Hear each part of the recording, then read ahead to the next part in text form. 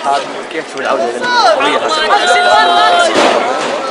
والله ان شاء الله يعني نشوف زي ما شايف الفريق قاعد يستعد لمباراه هامه دوري مع النصر ان شاء الله قبل النهائي، وان شاء الله مثل ما انت عارف يعني اهم بطوله عندنا اللي هي كاس الملك ان شاء الله.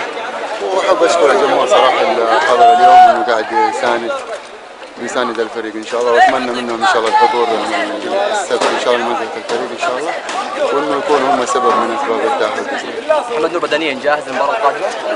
والله ان شاء الله باذن الله يعني انا ما قاعد اتمرن وكل شيء، وفين ما شاف المدرب اني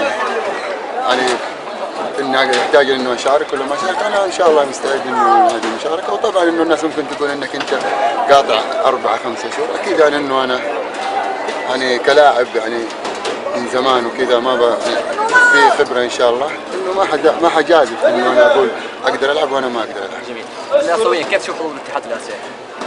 والله ان شاء الله الاتحاد يفوز باي نتيجه ان شاء الله في الاسيويه بيتاهل باذن الله.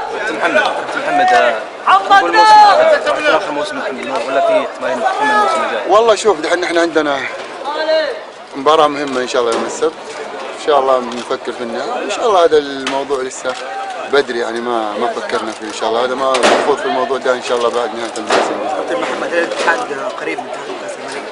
والله ان شاء الله باذن الله يعني زي ما انت شايف مباراه وتلعب نهائي، وان شاء الله المباراه كلها يعني حتى المباراه الثانيه بتكون في جده، يعني هذا سبب قوي يعني ان شاء الله. الجمهور حيكونوا يعني الداعم الاول للفريق داخل الملعب، يعني حتى لو كان في نقص وكذا الجمهور هو دائما الذي يكمل النقص. ابو نوران ايش تقول اللي زعلانين من رجعه نور؟ والله ما اظن انه في احد زعلان، يعني كفايه الناس الطيبه دي اللي حضرت والناس اللي قاعده حتى ما حضرت قاعده تتكلم في تويتر، والناس اللي قاعده في الواتساب، وفي اشياء ثانيه ما اعرف ايش اسمها اصلا عشان مالي في التكنولوجيا انا، يعني كلهم مبسوطين. هذا اهم شيء عندنا ان شاء الله، والبسطه الكبيره ان شاء الله يوم السبت باذن الله بالتاهل. شكرا لكم.